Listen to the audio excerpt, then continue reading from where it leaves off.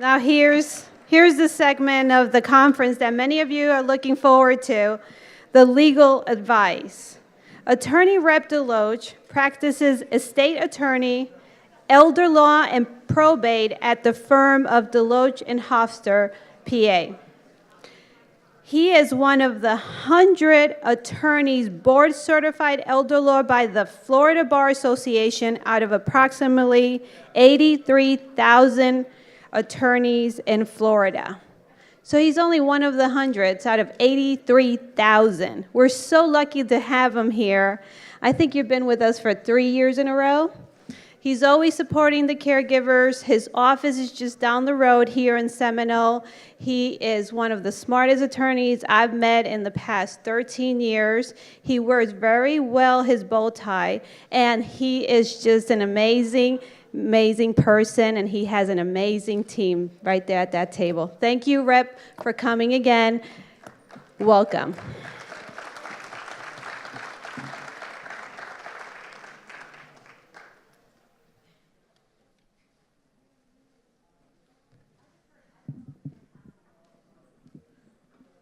Good afternoon. So yes, this is the most exciting topic that you will find today. I am absolutely sure of it. Although the problem is this, it's your future legal toolbox in 20 minutes. Now 20 minutes, we could spend really about 2 hours per subject, if not more. But we're going to try to condense it down a little bit. And we're condensing it down to the 20 minutes of your future legal toolbox.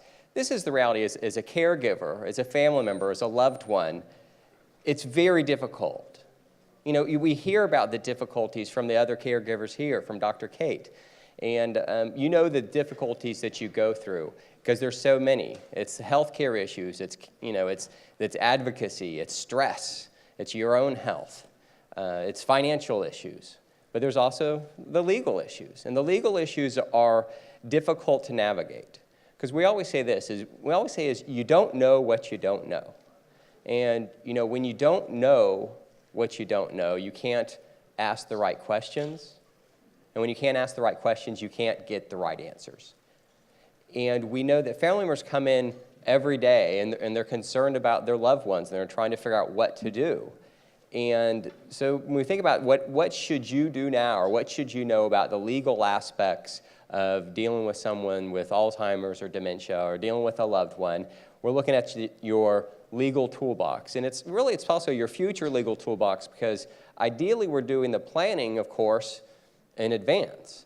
You know, there are times when people don't actually do their legal planning and then the loved one gets dementia and it's too far down the road where they're unable to do legal planning once they've got dementia and once they couldn't understand the legal documents. So we're trying to do all these things in the future. So we're looking at your future legal toolbox.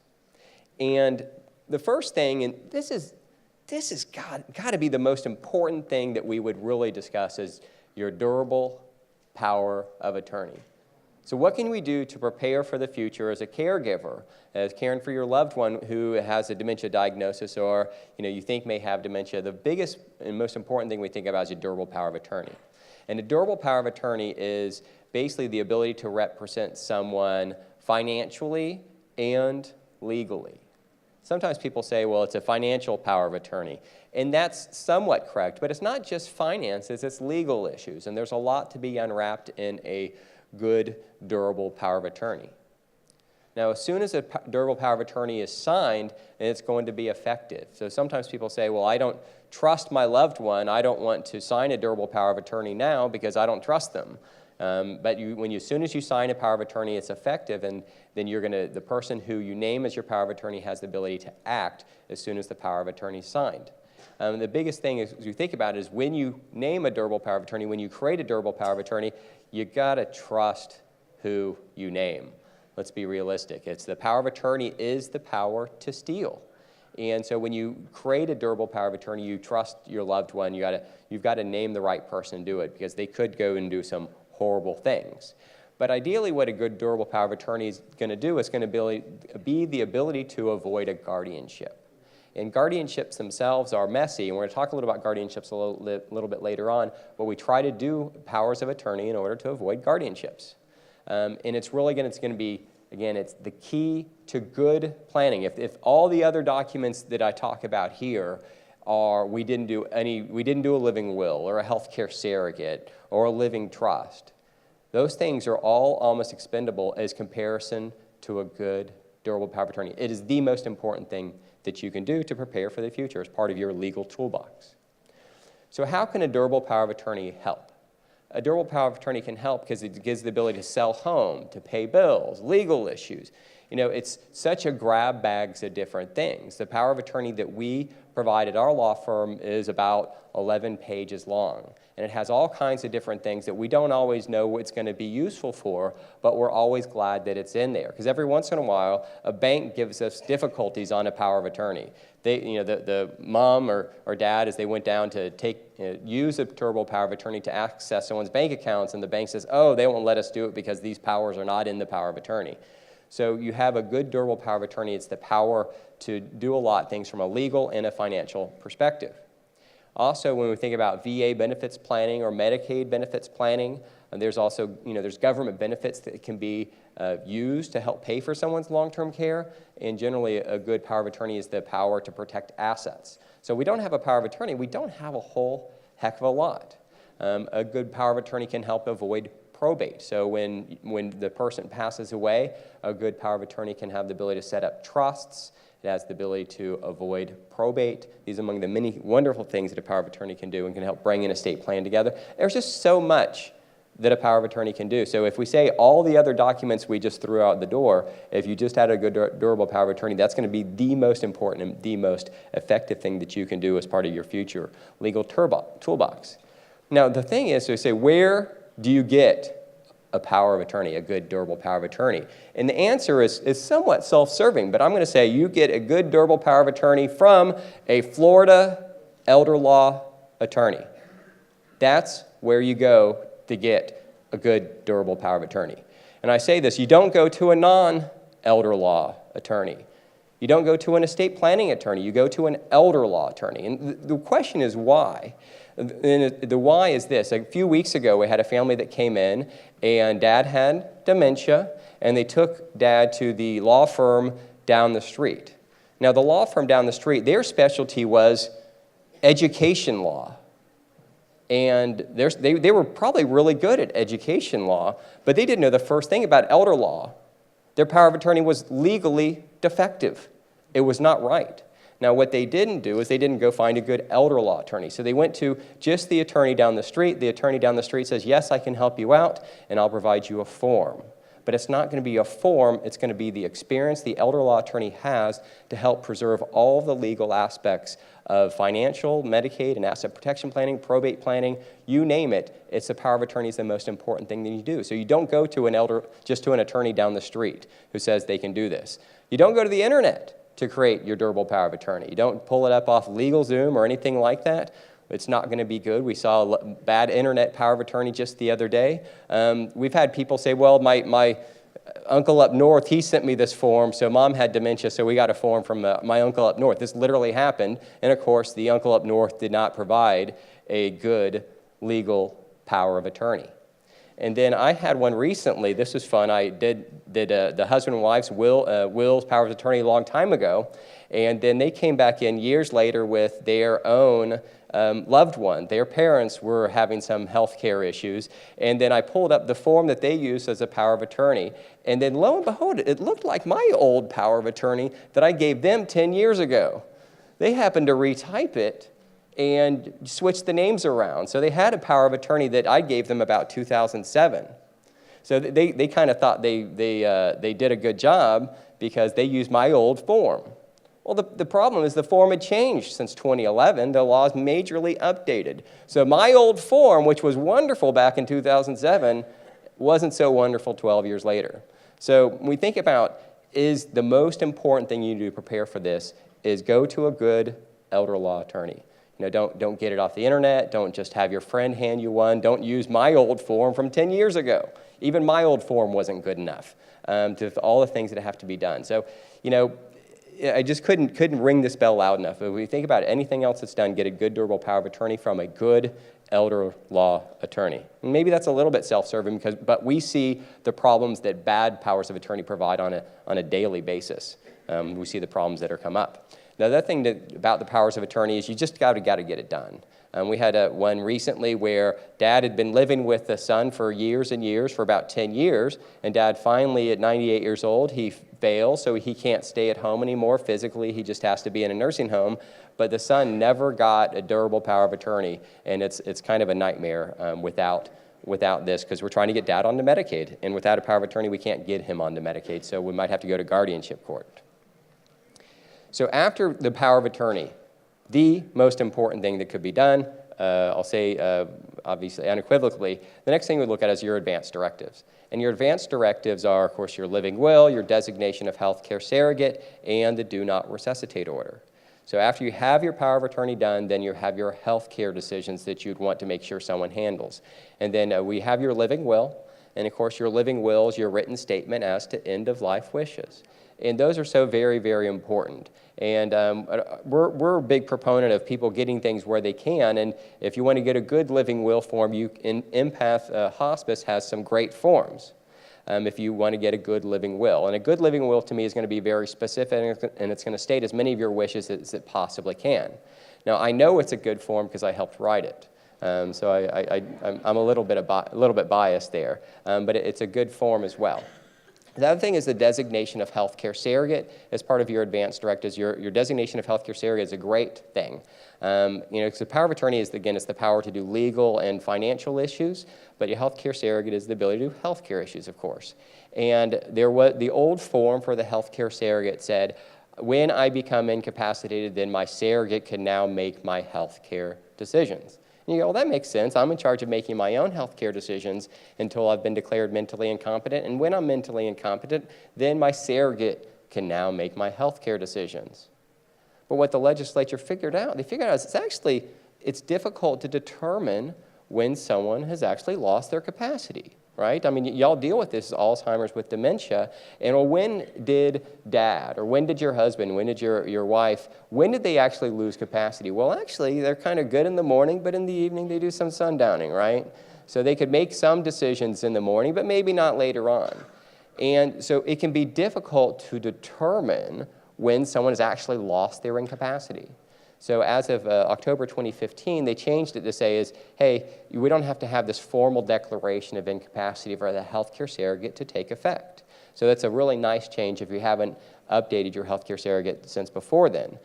The other thing it does is, the reality is this, is sometimes as people are sliding to dementia, maybe they would be competent to make some healthcare decisions, but maybe they wouldn't be competent to make all healthcare decisions. The reality is not all decisions are equal, right? The ability to get a Band-Aid or go to the hospital is one decision, but the desire to get cancer treatment is a very complicated decision. And the newer healthcare surrogates could be much more conducive to the family member taking over and helping mom make her decision sooner rather than later. And one of the things that we think about is you have a living will, you have your healthcare surrogate, but you don't name co-agents on your healthcare surrogate decision making. If we can have any kind of hint, or that would be our desire, because you don't want to name 2 children to make your healthcare decisions, or 3 children, as we've seen before, because if there's a conflict, who's in charge? I don't know. I don't know who's in charge. It's a nightmare. And then finally, you would have of course, a do not resuscitate order. A do not resuscitate order, you may be familiar, but a do not resuscitate order is provided from a doctor on yellow paper, and most people would place that on their refrigerators, of course. But an attorney does not provide that. It's your living will that would say that you would want a do not resuscitate order, but then it's the doctor that actually provides the do not resuscitate order, the DNRO, that you place on the refrigerator. So we think about if we're preparing for the future, we're trying to make sure that we're prepared as best as we can for incapacity and, of course, dementia, then we think about revocable living trusts. And revocable living trust is, from a 1,000-foot perspective, is when you do an estate plan, you generally do a will-based estate plan or you do a trust-based estate plan.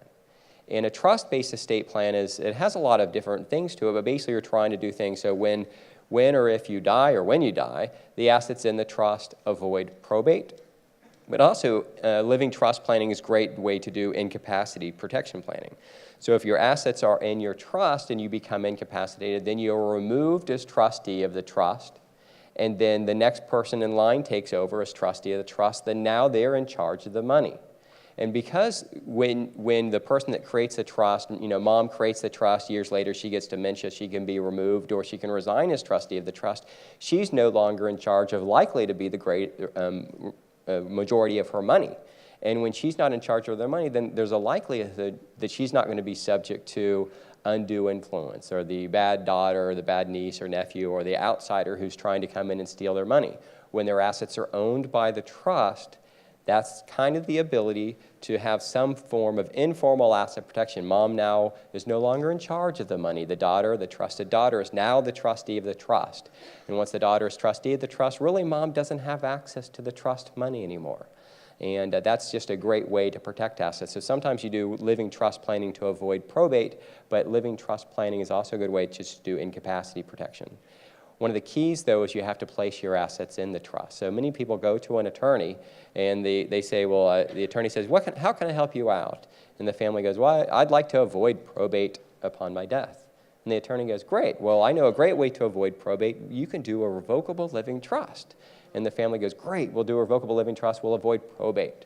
But when you create a trust, you have to actually transfer your assets to the trust, and that's called trust funding. So you have to take your assets out of your own name, and you have to place them into the trust. So if it's not in your own name, or if it's in your own name and it's not in the trust, it's not going to be effective because it's not going to avoid probate upon your death typically, and then it's not going to be really to the incapacity protection that a revocable living trust can have.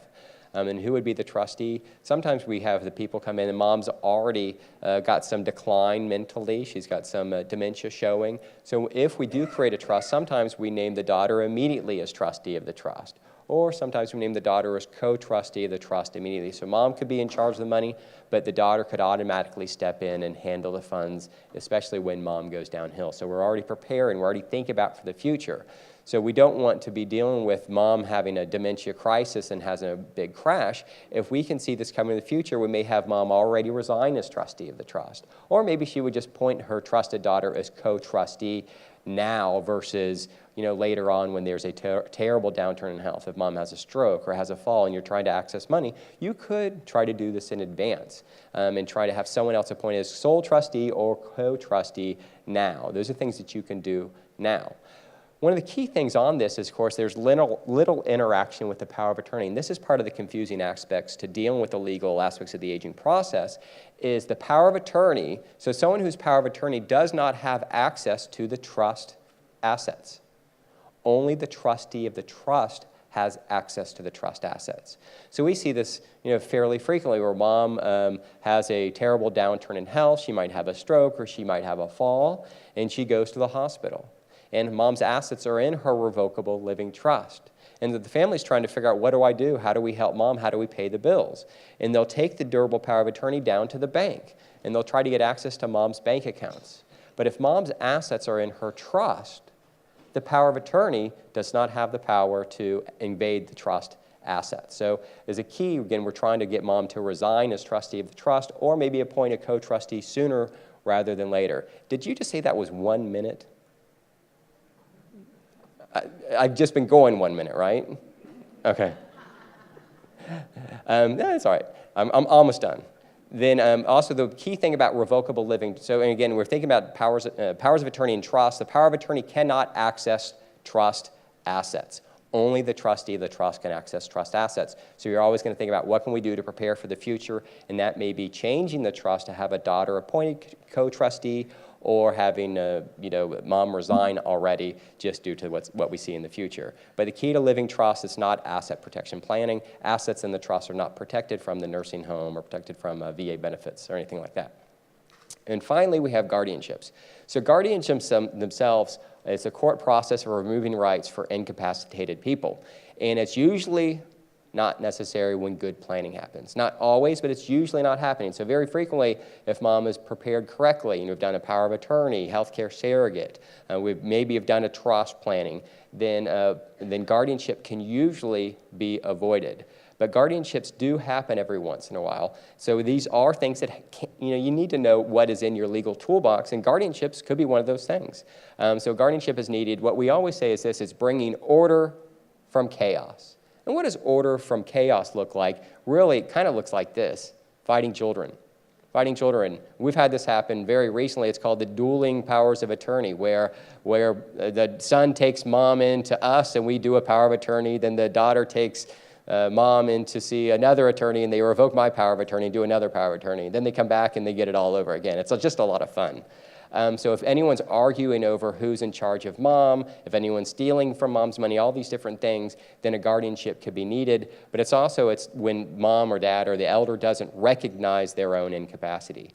We do see that happen, especially when they're younger and they're more mobile. It can be difficult. So guardianship can be used to take away people's rights as a last resort, but if you've done good planning in advance, then it's going to be less painful. All right. That's it. I don't think I have time for questions.